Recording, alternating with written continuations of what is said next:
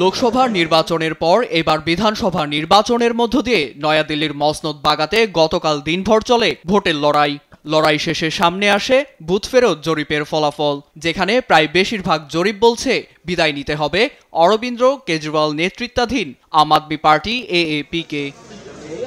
কারণ জরিপ বলছে প্রায় সবগুলো কেন্দ্রের ফলাফলই এবার ঝুঁকেছে নরেন্দ্র মোদী নেতৃত্বাধীন বিজেপির দিকে। চাণক্য স্ট্র্যাটেজির মতে এবারের বিধানসভা নির্বাচনে ৩৯ থেকে ৪৪টি আসন বাগিয়ে নিতে পারে বিজেপি, যেখানে এএপি মাত্র ২৫ থেকে ২৮টি সিট বাগাতে সক্ষম হবে। একইভাবে পিপলস ইনসাইট বলছে এবারের নির্বাচনে অন্তত ৪০ থেকে ৪৪টি আসন বাগাতে সক্ষম হবে বিজেপি। অন্যদিকে ২৫ থেকে ২৯টির মতো আসন পেতে পারে এএপি।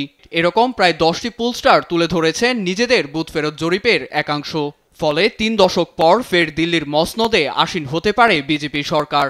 এ নিয়ে ভারতীয় গণমাধ্যম এনডিটিভিকে দেয়া এক সাক্ষাৎকারে কথা বলেন দলটির শীর্ষ নেতা বীরেন্দ্র সচদেব। আম আদমির হাতে জনগণ দিল্লির চাবি দিয়েছিল, এই সুযোগে তারা সব লুট করেছে।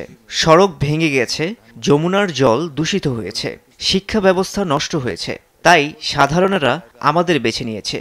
पहले दिन से ये बात जानते थे कि दिल्ली की जनता ময়দান ছাড়তে নারাজ আম আদমি পার্টিও করছেন কাদা ছুড়াছুড়ি। তবে বুথ ফেরত জরিপ নয়, বরং আগামী ৮ তারিখের চূড়ান্ত ফলাফলকেই বেশি প্রাধান্য দেওয়ার কথা বলেন এএপি নেতা সৌরভ ভরদ্বাজ।